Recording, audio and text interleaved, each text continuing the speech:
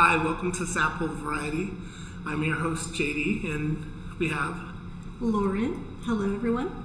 Our great co-host, and today we're very honored to have our special guest, Poet Laureate, and many other amazing things, Vocab Sanderson. Hi.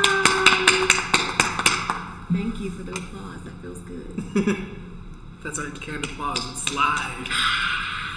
So last time we talked, you were talking about how being in COVID kind of was a very. We're still in it. I'm not saying we're out of it, but we're kind of coming back more into society. There's a light at the end of the tunnel, seemingly.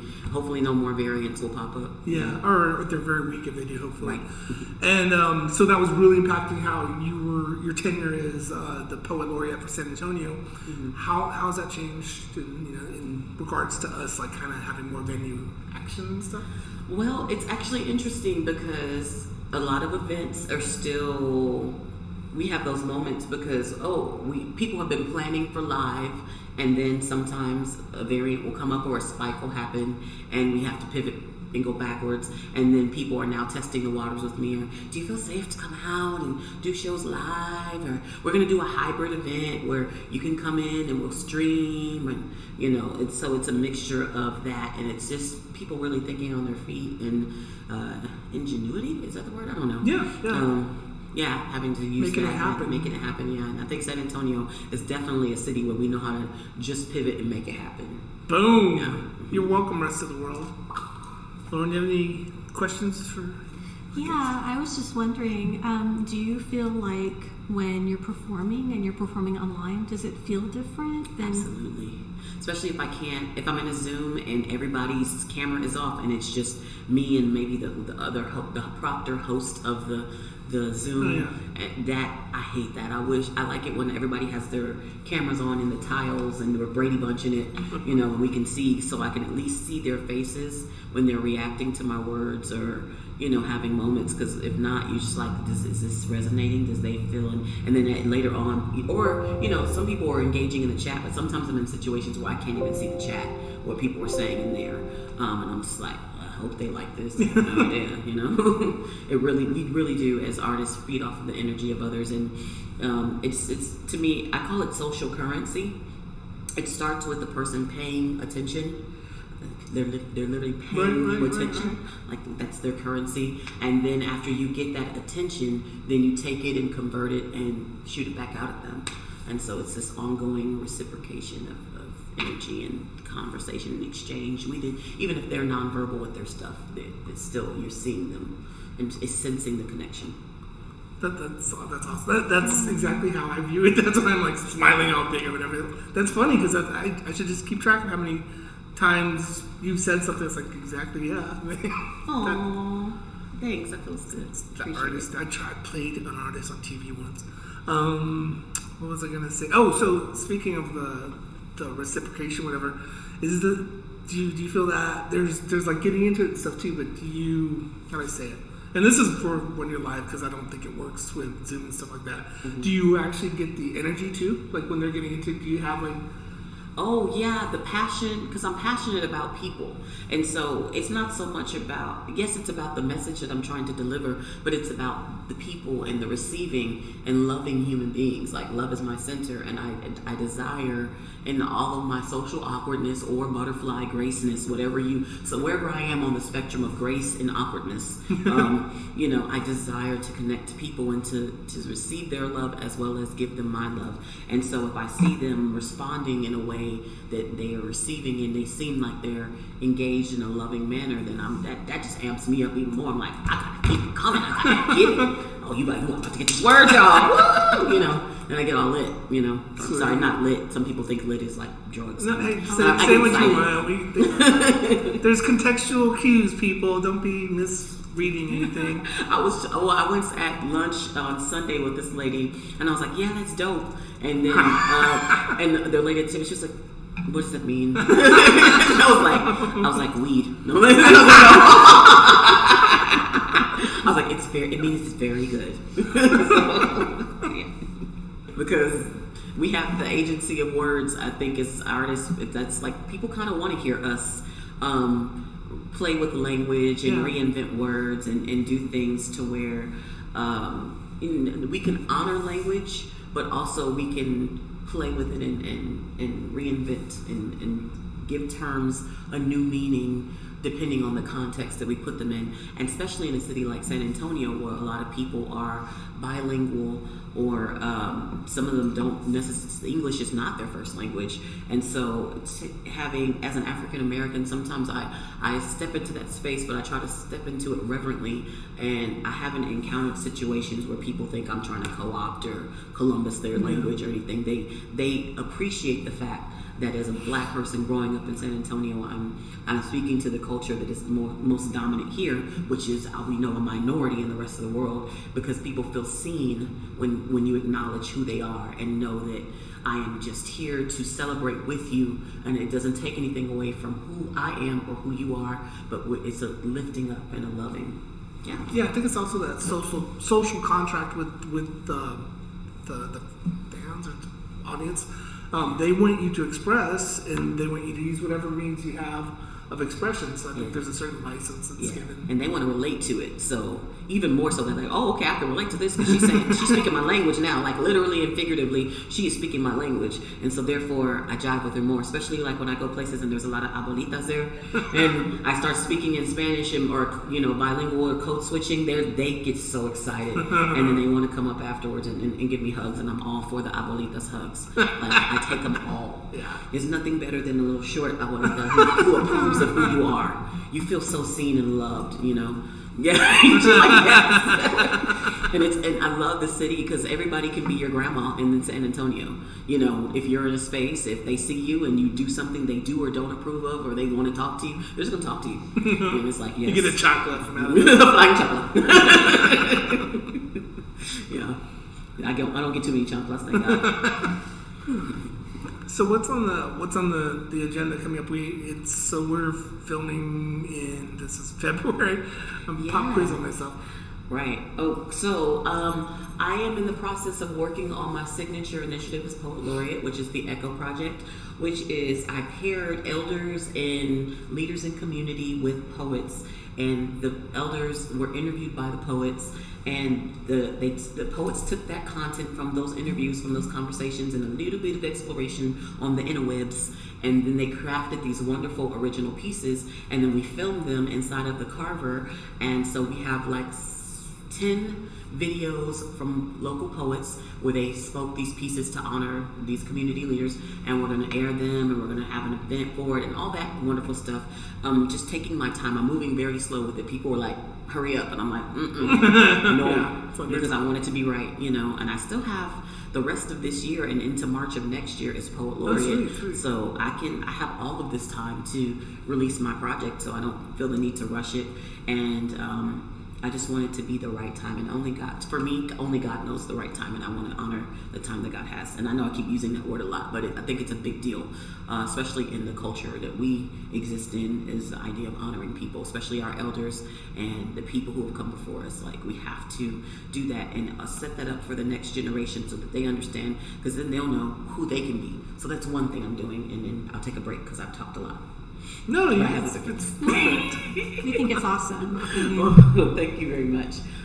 So another thing that I'm doing is I have Pecha Kucha coming up. And that's going to be at Botanical Gardens. And if you don't know what Pecha Kucha is, it is this tradition that is celebrated worldwide, where they have this person that is interviewed by another person, and they'll put a picture from their life up on the screen. And I think they have 6 seconds. I might be wrong on the time, but they have a very short amount of time to explain that picture, that image that's up there. And then they just go through a series of, I think, a total of 20 images that I was asked to submit from my life. And I'm just going to talk about what those images are as they come up. And it'll be March, I want to say the 3rd, at the Botanical Gardens, and tickets are on sale now. So Pecha Kucha, P-E-C-H-A, that's one word, Kucha, K-U-C-H-A, I think. I might be spelling that wrong, but I don't know. But anyways, Pecha Kucha. Yeah. And it's from where does this originate? I'm sorry? Where does Pecha Kucha come from? I don't know the origin of what culture it started in. I'm so sorry for not knowing. From parts unknown. But I did look it up, and you can look it up. And I've read it before. I just forgot. Because I played Pecha Kucha as an artist, the entertainment side of it. I played it a few years ago, and it was at Magic Theater. And so when they approached the band that I'm in and asked us to do it, I was given the history, and I also read the history, and I thought it was cool. And I was like, man, I want to do that one day. I want to be a part on the other side as a person. And I've accomplished enough now at this point to where, thank God, they wanted me to do it. So I'm excited. Sweet. Congratulations on that. Thank you. And you can plug your band. You can say my band. Oh, the Foreign Arm is the band that I'm in. And I've been in that band about 6 years, and and we've had lots of different members, but nobody's left on bad terms. They've just gone on to great things, like Darian Thomas, who I think is now in New York, and actually he's an international artist. He's been traveling a lot doing gigs. Jorge is a gentleman that was in our band, and Jorge has gone on to, Aguilar is his last name. He is an influencer for YouTube, and he has, oh my God, he has hundreds of thousands, if not 1 million subscribers for his channel. Wow. Because he makes fan music for Five Nights at Freddy and other video games and things like that. So he was somebody that was in our band too. Jeff was in our band, and Jeff just got married, and I think he's moving upstate somewhere. So he got married yesterday. Dang. So yeah. Breaking news: Jeff got married. Jeff got married. Jeff Palacios has got married, and he's moving away. So let's talk about music. I know that's a big part of your life. Absolutely. Yeah. So I'm in a lot of different singing groups, and I like to collaborate a lot because I feel that life gets lonely, and we should collaborate because it brings out different aspects of who we are as an artist and as an individual. Just, who you are when you're hanging out with one group of friends is slightly different from who you are when you're hanging out with other groups of friends or your parents or different people. And so it's this new form of who you are and what shape your art can take. And I like to challenge and stretch myself. So on Valentine's Day, I released a song with 2 other individuals, and we've been working together since 2018 when I did the Bad Mama Jamma mixtape, which was a theater production. I was working with my friend David Jacoby and my friend Yvette Harden, and she goes by Vet Nicole when she's on stage. Anyways, they're singer-songwriters, performance artists. So we did the Bad Mama Jamma. We did 2 Bad Mama Jammas so far, and then David asked me to do the title track, be on the title track of his album Recovery Room. So I was on the Recovery Room project. Then I released a project called Elevated EP, and I asked, and Yvette was on that song too. And then I asked them to sing on my last project, the Elevated EP, and then we were like, we need to do a song for Black History Month as a love letter to the African American community. Let's do that. And so we did a song called Free to Be Me, and we released it on Valentine's Day, and I'm just so excited about this song because I'm really, really proud of what we created together. Yeah. Sweet. You want to hit us up with some of that? Yeah, so I don't know if y'all going to want to put any, I give y'all permission to use any of it in y'all's podcast thing, so everyone hear that. But I'm going to read just a little bit of it to you all. And this song was produced by Eddie Versatile Keys. I want to mention him, so I don't want to not mention, he put a lot of awesome production work into the song. Unapologetically, I am whispering my magic potion of love and unity into the universe, believing it will come back in the spirit of reciprocity. May my offerings be incense in the nostrils of God. May my words peel off the facade of institutional racism and discrimination, dismantling any powers that be trying to rob me of my identity. And then they come in singing some pretty stuff, and we go on from there. But the message of that song is, I want to be free, free to be me. Is it possible for me to get back what's stole from me? It's written in my genes, it's in my history, who I'm meant to be, truly being me, unapologetically. That's the chorus. Yeah. Thanks. And we found out this place has good acoustics. Yeah, the high ceilings really help. So be your unapologetic self with respect towards others. you know.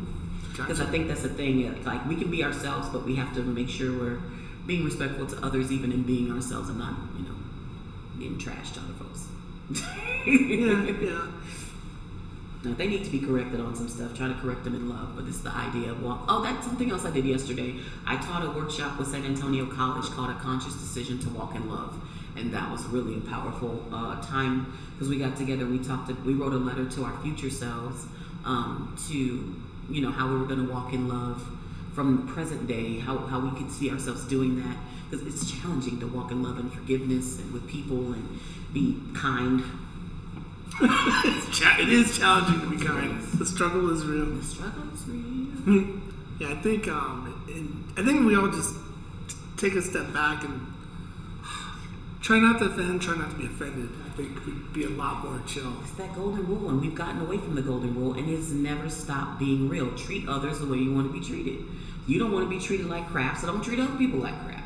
You know? Mm-hmm. You don't want to be discriminated against, so don't discriminate against other people. Gotcha. So, note to future self. Was that based on the canon of Bill and Ted? Nice.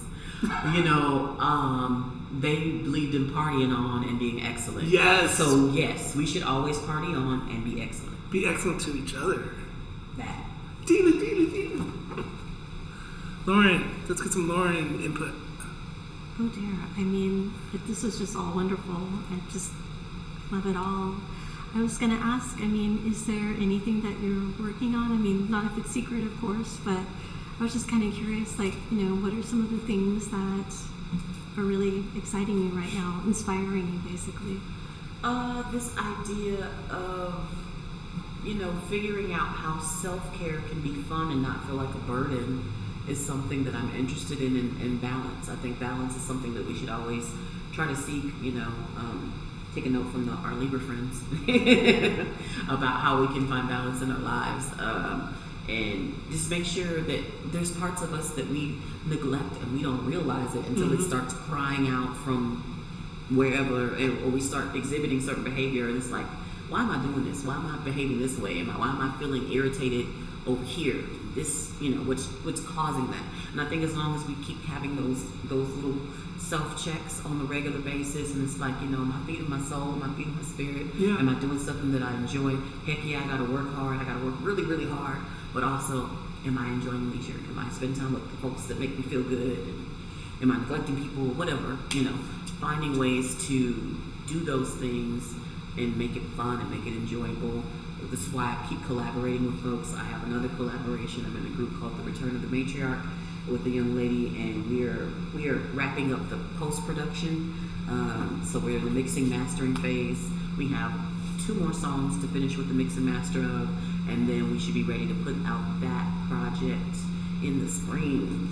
And I'm so excited. So, yeah. Yeah, I'm glad you said that about balance. That's recently, once again, become something big to me. I think because of reading like the works of the Stoics, but also majorly because I got into Cobra Kai. They're always talking about balance. The girl that I do stuff with, she does Cobra Kai. What? Yeah. Sweet. Or she does martial. I have to go back and read her bio, but she does practice a form of martial arts, and if it's not Cobra Kai, it's something similar to it. And she talks about that in her bio, but also in, you know, her life about, you know, that balance. Cool. So, yeah, I think that's great. So what is something you feel like you're learning from that? Well, kind of like what you said. In fact, my New Year's resolution, whatever, is like you got to feed everything. Like it's almost exactly what you said, but like feed your mind, your body, your soul. I'm not the most perfect at it right now, but yeah, don't neglect it. Everything's just as equal, and the parts of your life you have to like. You can't let something slip. If something's integral to you, it's a part of you. Like, you probably don't let music slip, but sometimes I'll let it slip for whatever reason. No, we do. And it's kombutai. She does kombutai, sorry. Okay. Which is similar. Maybe not at all. But I don't know. It sounds like same thing, but completely different. Yeah, same thing, completely different. But it's a form of, you know, martial arts and movement and letting energy flow through you. Yeah. Yeah. Like, those people from way back had it right when they're talking about balance and nature and working with. Not to sound hippie, nothing against hippies, but I'm not a it's real hippie. though, because we have technology, and that brought in a whole new thing that there's nothing balanced about how technology functions and operates. There's nothing balanced about that. It's like when you get on TikTok, it just goes from video to video to video to video, and 3 hours have gone by, and you've been watching the videos for 3 hours. Yeah, I've literally done it, and I was like, I don't ever want to be this person again. Or I'm spend 3 hours watching people's video content, and it's just little, and some of it is cool, but it's like, did I really need to spend that much time watching? Yeah, it's like the antithesis of balance. It's like also it's like stupid cat videos or whatever. I probably just offended someone. What were we just talking about? Oh, it's fun, but you have to like put it in the comments, like spend this much time on it and then go do something else, because that's not going to feed all of your spirit, heart, soul, mind, body. Like it's not feeding any of it. It's empty calorie. Okay, yeah, creatively, yeah, okay. But there might be you need to do your own thing. You need to make your mark on this world, because we're here for a short time. Voyeurism, watching other people do it. Yeah. And I think some people get real comfortable with that. It's like, oh, I'm a part of this revolution as I watch from my room. And it's super easy. You feel like you're in it. You feel like you're part of it. Except for our audience, because you're part of this. You are part of this. You're right there on our sofa, and we're feeding your soul.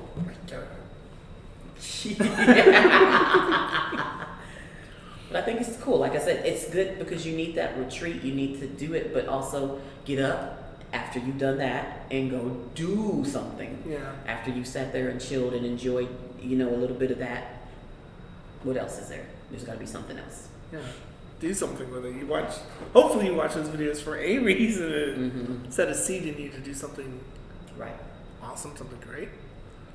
Speaking of great, we have some cool footage coming up. Lauren, do we have that ready to roll? We visited Alamo Music recently. They're doing some awesome stuff, and I think some art from Piper Banks. Yeah, definitely.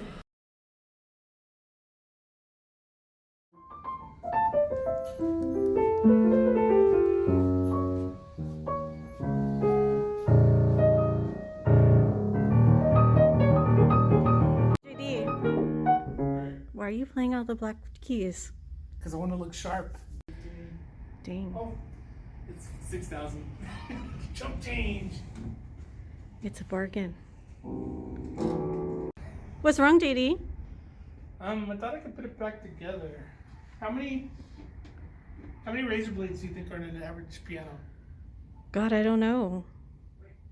Somebody needs to look it up on the internet. Future us, let's look it up on the internet.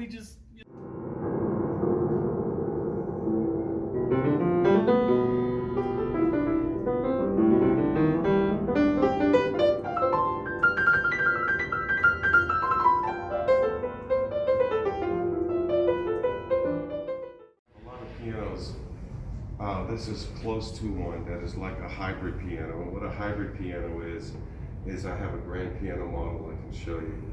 It is a real working instrument with strings and a soundboard, but it also has the ability to turn off that acoustic piano.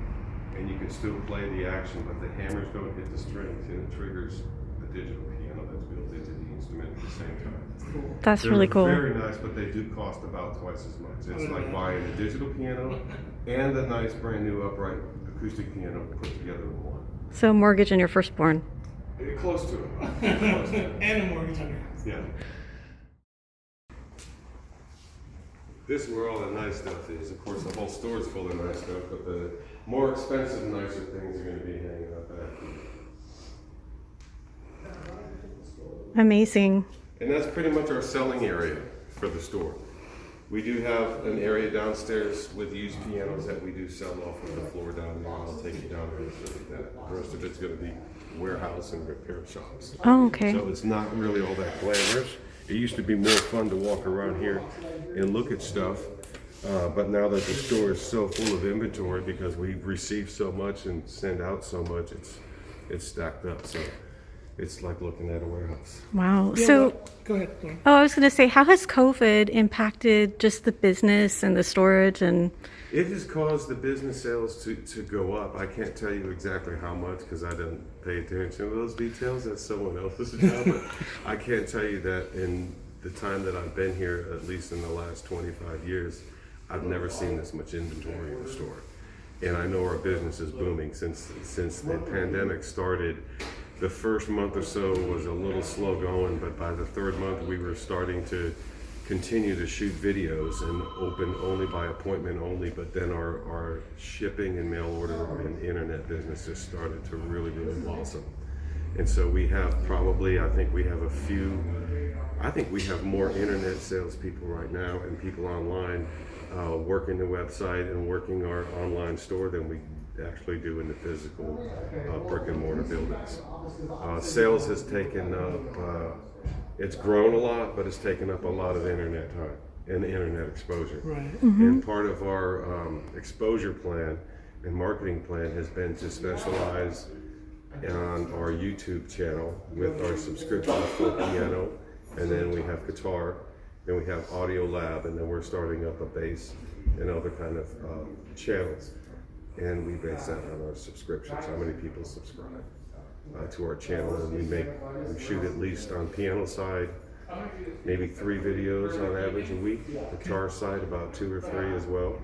And the audio lab, they shoot about 2 a week. The audio lab is very interesting because it's very few. As a matter of fact, I don't know of too many music retailers that actually feature on their website and YouTube page a channel entirely dedicated to synthesizers that are all vintage. So they're synthesizers from mostly analog, from the 70s and the 80s. Far out. And then only a few of the real brand new first wave or first stage of digital synthesizers. Everything else is all old oscillators and filters, and they're really cool machines, and the store has hundreds of them right now, and they're all featured in our audio lab videos. And that has kind of a worldwide audience. It's not as big as the guitar or the piano channel, but the people are scattered all over the world. Yeah. For the synthesizers, it's a different kind of market, and it's been really interesting to watch it grow in the last 2 years. That's incredible. So I can see why that would be very effective in selling the items, but I recently was into like 2 of the major whatever guitar stores, whatever, and it looked very bleak. I was like, oh no, just in general. This isn't the case here. Why do you suppose it's different as far as like what you have, not just what you're selling? Well, we've been in business for. It's pushing. It's going to come up on 100 years here in the next 5-6 years. So we're not far from 100-year anniversary. Yeah. Now, the sign still says 90, but that was 2 or 3 years ago. We haven't gone up there and changed it yet. But a part of it, as I can say, is it was the way that they had prepared for the inventory runs, and we always had a large amount of high-end guitars, and that's also a lot of that initial inventory did carry us through, and then we just kind of increased on our ordering and purchasing over as business picked up in the last couple of years. The other thing I wanted to tell you is on that audio lab, all those synthesizers that are featured on there, they're not even for sale. They're just there to have for educational and for, lack of a better word, geekiness. Geeking out, yeah. I mean, that's the whole thing with synthesizers is, yeah, the idea is that you can make music with it, but that's usually the last thing anyone wants to do up front. You got to figure out how it works and have fun with it and make some sound effects, and then you start looking at what other people are doing at that stage worldwide with their synthesizers, and so it's almost more like a club info kind of thing, as opposed to look at this, I have it, it's for sale. Because I don't think we have a single one of them even marketed. So that's another interesting thing. Whereas the piano world and the guitar world's a little bit different because we're dealing a lot with newer instruments, and this is inventory that's available for sale. Not just so much as for research, or at least people coming in interest. Yeah. To look at hey man, this is a synthesized library. And it's like the actual things, and they're getting more and more expensive. They're not getting any cheaper, and they're getting harder and harder to repair. And the parts are getting scarce as well. So there is a certain kind of like classic car collection, that goes with collecting vintage instruments, like vintage guitars and vintage synthesizers, particularly from the 70s when almost every week there was a brand new instrument coming out. It was really an exciting time to be a musician back then. I was a teenager then. And they were huge then, right? They were huge, and I didn't have any money to buy this kind of stuff, but it was really cool to try to get your hands on one And eventually I did get one, and then I got another one and another one. But I was more into the keyboards than I was the synthesizers. Okay. So I had like the Fender Rhodes and then the Yamaha CP70, the electric Grand. And then I got into a synthesizer. I got an ARP Omni and then a Micro Moog and stuff like that. So it was actually pretty cool. What's the original decor? Okay, originally this building was not a music store. There was a restaurant where all the guitars, where we just walked up from, that was a restaurant. I think that was a jewelry store over there where the recital hall is. Some of them, there was a business in the front and a business in the back, because that's Main Street in Flores. So they had different addresses at one time and different numbers. This part of the building was designed and built this way. It was a hotel. This is an old style hotel from the 20s. So the door was down there. You walked up and this is the hotel lobby. Oh. This is where the desk would be. And I think around here is where the apartment was. And it connects to that little office. Oh, okay. Through that door that connects through here. So this was like, if you came up here at night and no one was available and you needed a room, you'd ring the button. Oh, wow. And then the dude would wake up and come out and take care of you. Oh my God. The night porter, whatever. Yeah, that thing says telegraph? What is that? You need to go in and film that. That's oh my God, what is it's this? It's actually a steel plate, but I think there's porcelain on top. Oh my with God. That design from Western Union on it. There used to be a telegraph office. And when I say this was a hotel, it was a real cowboy place, okay? Uh-oh. And I'll show you. Go this way.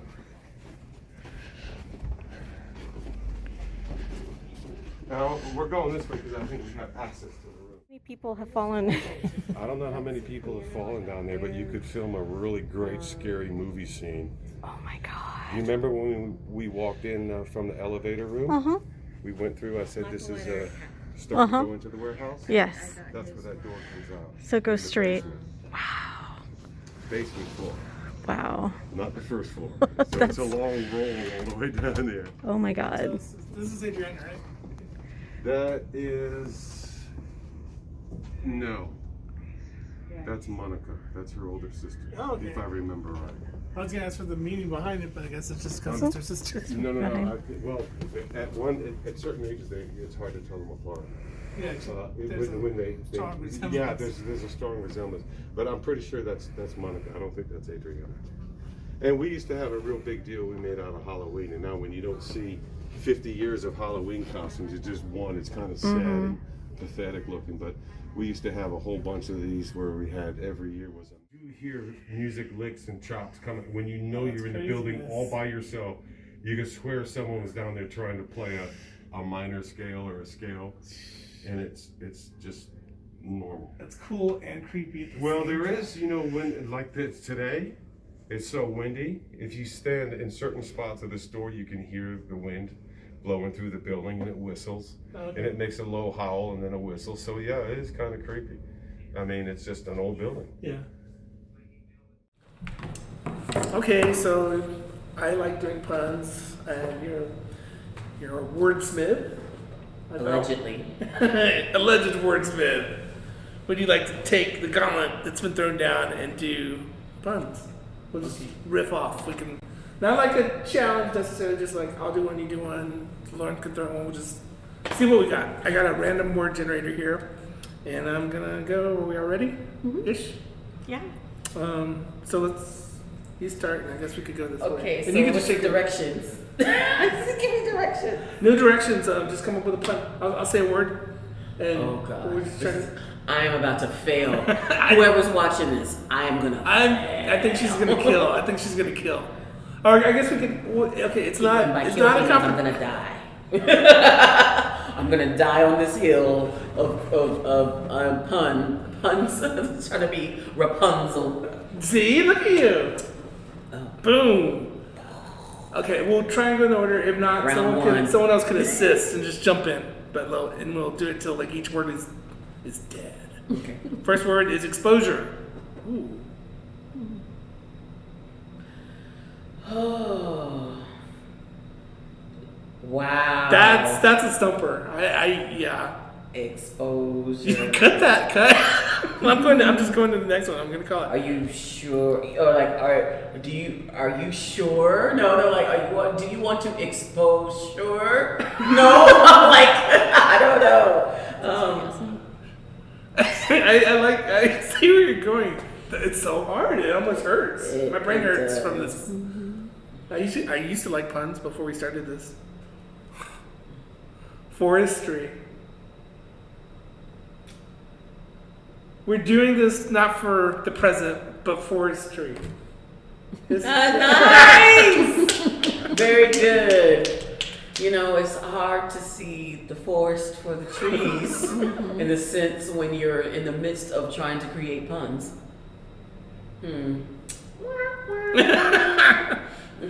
Let's just say evil random word generator. Evil for hospitality. Oh, I feel like we need to be in a conversation to be able to like start this. Like, it's so weird to like try to throw. I don't know. I'm better with like trying to like rhyme and freestyle than to like puns are sometimes difficult. These words are not. Yeah, they're long. And when you have all those syllables. Yeah, I thought I could do. No, I can't. Cut that whole thing. Maybe there's a different random word generator.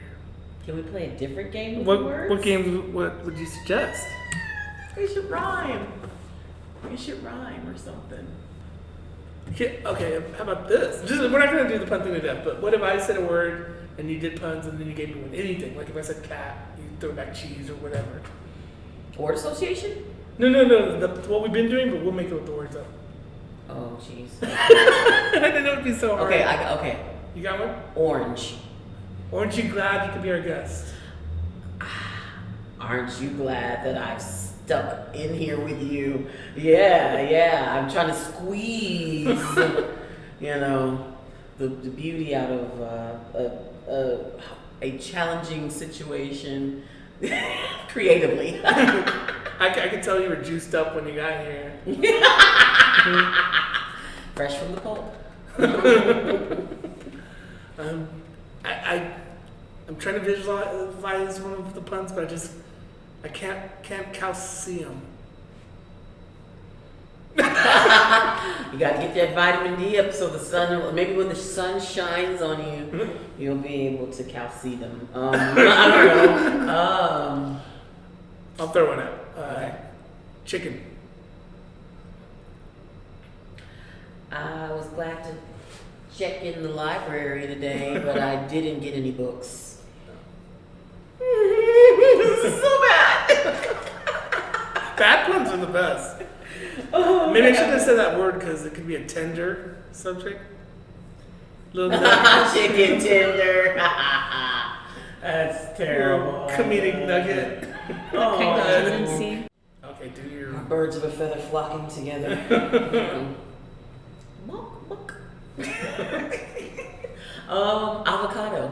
Avocado. There's gonna be food ones because food puns are the best puns. Wow. I'm toast on that one. Trying to mash some words together in your head. I haven't avocado it. Oh, nice. Avocado. Let's see. No. I say no to avocado. I never do. Never. Do you like 7-layer dip? Yeah. Oh my God. In general, I haven't had 7-layer dip in forever. If there's anybody out there who knows where we can get some bomb. And 7-layer dip's one of those things you can't get in a restaurant. Literally, somebody has to make it. That's weird. I mean, because we think that makes perfect business acumen. I mean, just put that on the dish. Yeah, that should be on somebody's menu at a restaurant, but it's not. Now you can get avocado, like they'll do tableside guac. No. Let's Love give it. them something, a guac.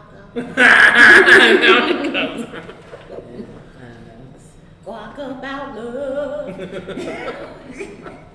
Dork. This feels so very dorky. And I'm not a dad, so I shouldn't be doing dad jokes. But whatever. Okay, so you wanted Your forte freestyle. I can't freestyle, but we can try. I can freestyle. I know you can. I guess I could just watch. You can do the beat. I cannot do the beat. No. Dude, you have a guitar sitting right there. Leads my forte, not. But since you asked, I won't do it. Ah, I'm unbuttoning my shirt. I'm giving. Yeah, he's getting comfortable. He's like, performance art, people.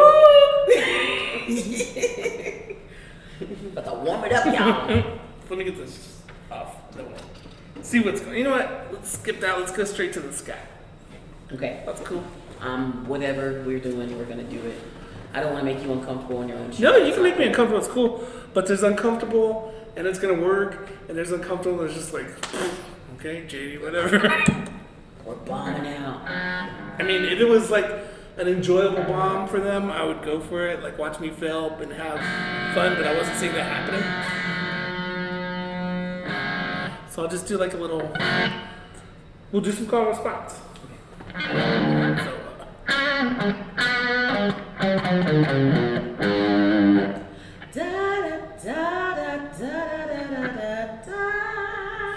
don't even know if that's the same key. as long as it works, and it did.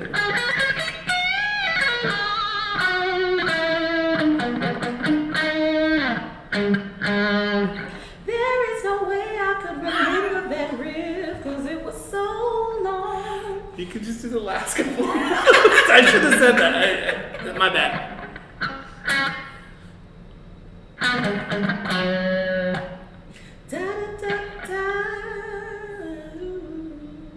There we go.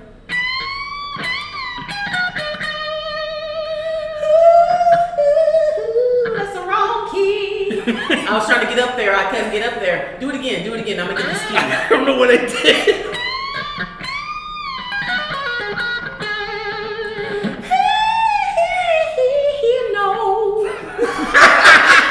Don't do it, Drea. Don't do it. I should do a lower version of that key.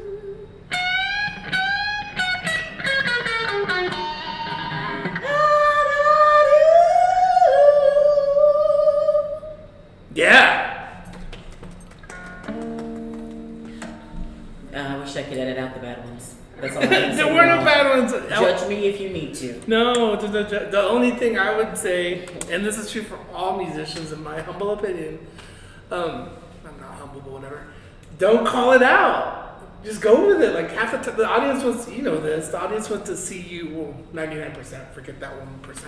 They want to see you succeed, so they're putting in all the notes that you're dropping. You know what? Even the best of us musicians, we drop notes left and right, but they want to put it together. They don't concentrate it unless you're like, oh, I was off key. There's like, shh.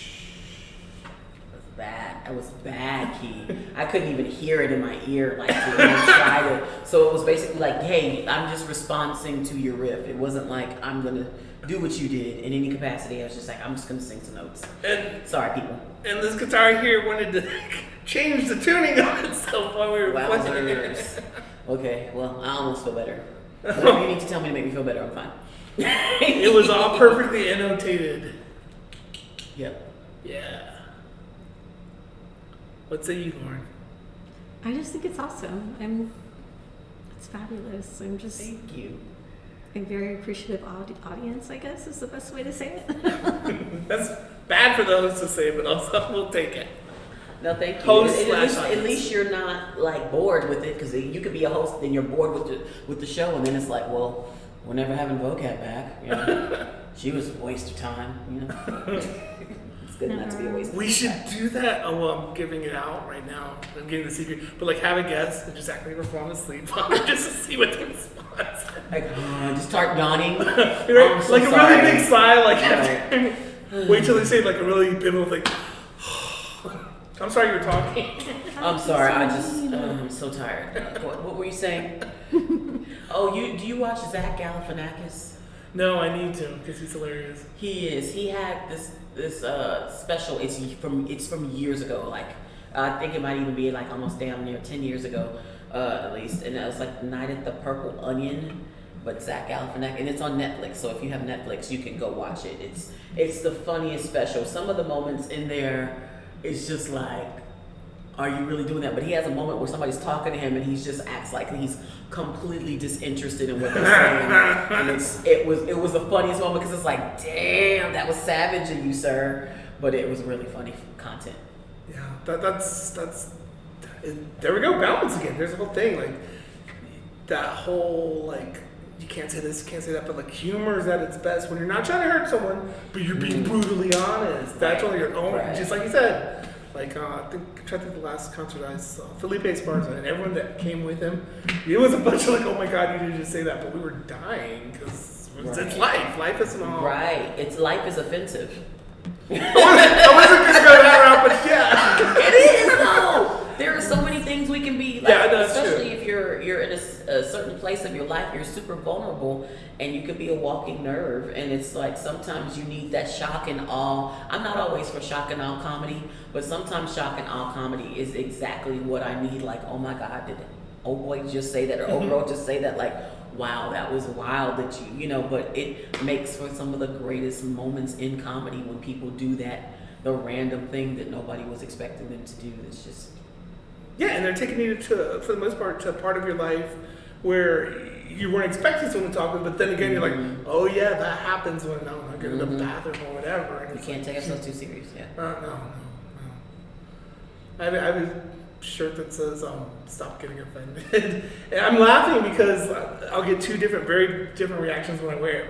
A lot of people are like, yeah, and other people are just like, they're getting offended by my shirt. But I'm so offended by your shirt that says stop getting offended. But it's not in a bad way. It's back to the stoicism thing. It's like so many people. It's like who is anyone to say anything and for that to have power on you? I mean, yeah, we have feelings and stuff, so to a large extent. But come on. How much does someone else's opinion really matter? Sometimes we do. We really do give people too much power in our life by the things that they say. And I'm not saying you can always be a duck and let it roll off. No, but you try your best. But let's go back to comedy. Because I saw that you got lit up. I get lit up with comedy. Because low key, I want to be a comedian. Oh, you should just do it. I have enough hats, and so I feel like if I tried to put energy into that particular aspect of me, it would just. I was like, just focus on other things that you already do and you do well. But thank you. But when I host events, I'm really funny. Yeah, so you're doing it. That's what I was gonna say. Just throw it in what you're doing. Yeah. Well, that's good comedy. Yeah. Definitely. I mean, okay, there's something to be said for sketch when it's written out, but then you see that person again, and it's like, haha, again for that same joke. But you know what I do? I have really good ideas for sketch. Like I would love to work. And like I'm good like in improv groups. I've done like a little. I do improv here. You should check it out. Really? Yeah. Okay. Do basic. Plug myself again, but basic improv at the San Antonio Public Library. It happens Saturdays. Hopefully soon it'll be every other Saturday. But you should really come and check it out because it's fun. Do you know Chuck Robinson? No. He did comedian Goku stuff. Is that the name of their group? There was an improv group here. Was it Comedian Go-Go? I don't know, but I've known a couple people that work in the improv, and Chuck Robinson was one of them. Dude's really, really funny. Really, really funny guy. I hope I really actually don't know the person because I've gone to I've been taking classes, and I hope that's not a teacher I had. I'm forgetting. I know all of them. Everyone here that does improv. Right. I just forget. That's right. I have to show you a picture. Are you a face guy? Like if I show you the face of a person, then you're like, oh yeah, I know that guy. I know that chick. This makes for really good TV, or not TV, streaming. Not even streaming, oh my gosh. Why do I even use words? This is what Chuck used to look like when his hair was long. No, I know that guy. Yeah, he's awesome. We call him White Jesus. He's got like a Kid Rock vibe to him. He That's does. his style. But his personality is totally not Kid Rockish.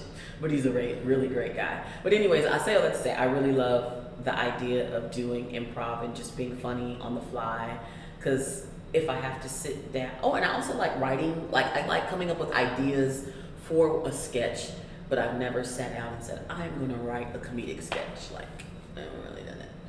But I think I could. And maybe I should. I have a lot of other things I got to worry about right now. So, Who are some of your like perennial favorite comedians? I do honestly love Zach Galifianakis, but I love him in certain contexts. Some other ones, it's like, this guy trash. I mean, classic Eddie Murphy, not now Eddie Murphy. Yeah. Like before Norbit Eddie Murphy, before Nutty, like up until Nutty Professor. At Nutty Professor, I was like, I'm cool with you for the first one, but after the first one, no more. That was a big shift from what Raw and it's Eddie Murphy, like early 20, age-wise, not early 20s. Back when flappers were a thing, Eddie Murphy was hilarious. Right, in the 80s and the 90s is what he's trying to say. 80s and 90s. Yeah, I really love Jamie Foxx. Jamie Foxx is one of my favorite comedians. And I love him because he's a singer-songwriter as well as a comedian. Someone who I don't think is funny that I feel like people give a lot of credit to. I know I'm about to step into a controversial space. That black guy that's on Hot Tub Time Machine. I saw him here when he came, and I was he does the pizza commercials? Yes, He seems more likable than... I can't... We just talk about not offending people. We're like, laugh. But he seems more likable. I think there's a thing about comedy where, I mean, yeah, you want to hear funny jokes, but there's also... Because I've noticed it in like certain movies where like people think it's hilarious, and I liked it, but I just like it because, oh man, I want to hang out with Owen Wilson or whatever, and this What? It's like chum bait, like you feel like you're being their buddy or whatever. It's not funny so much, it's just kind of... Yeah, like he was really funny in Pineapple Express. I'll give him that. And that movie, You got that. Pineapple You Express take that. is one of my favorite movies. And even though I've never smoked weed a day in my life, and I'm not saying that because I'm worried about somebody coming to lock me up. Like, I've never smoked weed, but even though that movie is like weed culture, like, you know, I think it's so funny. It's one of my favorite movies. It's hilarious to me. Because the stuff that happens is super audacious. Yeah. Huh. I haven't seen it yet. I couldn't make it through it, and I like audacious. That's why I'm like, Maybe it's because you're not a stoner. No comment. I like Will Ferrell, like some of his early runs. Like I love Semi-Pro. That movie was so funny to me. Step Brother, that. That looked a little silly. I mean, not a good way. I don't know. I didn't see Darn. it. What? No, You you never liked saw it? You Step liked Brothers? it? Huh? No. It looked too silly for me. I'm conflicted. I will freely admit it. If I see the Three Stooges right now, I'll be busting out laughing like it's the funniest thing because it is the funniest thing. But then there's other stuff I'm like, I can't be bothered with that. That's not humor. I don't know. Nacho Libre? Maybe the like more mainstream. It is like it tries to be. I know. Now This is one of my favorite movies. Okay. Oh man, I feel like I need to come to your house and just invade your space with these movies and be like, I'm making you watch this. And now I can't even think of funny movies I like. I swear I like funny movies. Do you have any favorite funny movies or comedians that you... I guess We're very serious people, it turns out. No, it's more like, I guess I'm more interested in things where people are unintentionally funny, and I don't know if that's really kind of cruel. But it's more like... Well, now that you stated it. You know what I'm saying? Like when you're, and not in a mean-spirited way, but like when you're watching a movie from the 70s that's really, really bad, and you kind of know it, and you're just like laughing your head off because it's so bad. Yeah. That's like, I guess, my kind of comedy. So... Yeah, because sometimes I feel like people try too hard and they feel like they got to be loud or they got to do something. And it's like, no. Like, for instance, did you see, was it the Bridesmaid movie with Maya Rudolph and Kirsten, whatever her name is? Oh, man, I can't think of it. Oh, this is terrible. But that movie was so funny to me. It's just like the stuff that kept happening to them in that movie was just, it's funny. Yeah. Because I was like, I need to mention some women folk because I do like women comedians and I don't want y'all thinking, No. women comedians? Yes, I do. Whitney Cummings is really funny. I don't like her. I don't like the stuff she's been doing on TV. I was really impressed with that.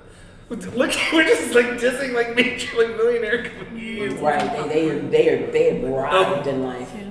No. Who else is good? Man, I'm blanking out. I guess because you said it. You specifically said women. If you hadn't said that, I'd probably be like, oh, you know, blah blah blah. She's funny. Oh, Heather McDonald. Have you ever seen her? I think so. I know her last name was Kristen Wiig, but I was really second guessing myself on Kristen Wiig's last name, and I was like, is it Kristen Wiig? You're wigging out. Yeah, I was wigging out. But have you seen Bridesmaids? Yeah. Okay, did you think the movie was funny? It was okay.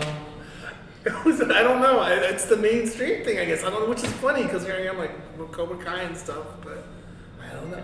What's a Fair enough. The wedding dress fitting, that was the pretty what? funny. Oh, The wedding dress.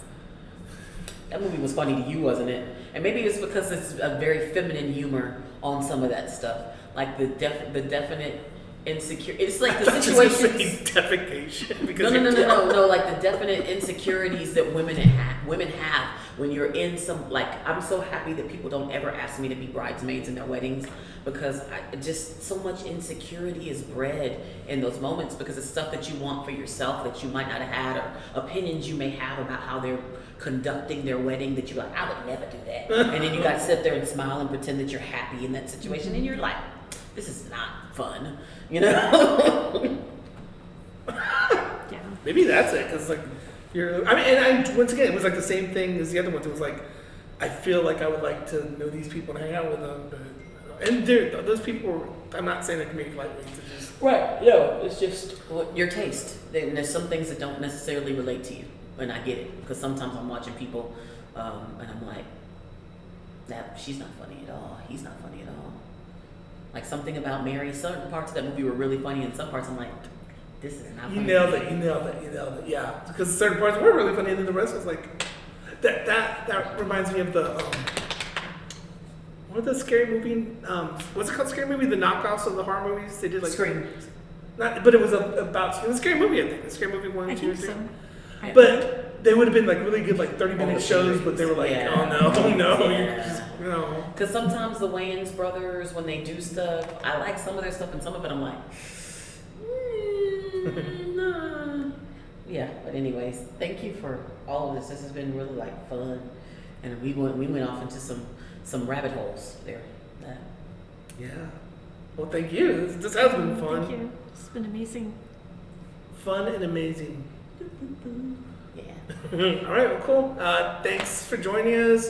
How can I tell our viewers to reach us? I always forget that. If they want to talk to me or you, Lorin. Oh, just to go to my SAPL.org and you can send us an email. You can call. She laughs. She laughs at the Oh, like call. we're gonna answer the phone. Here's the- We don't answer phones. We got another complaint.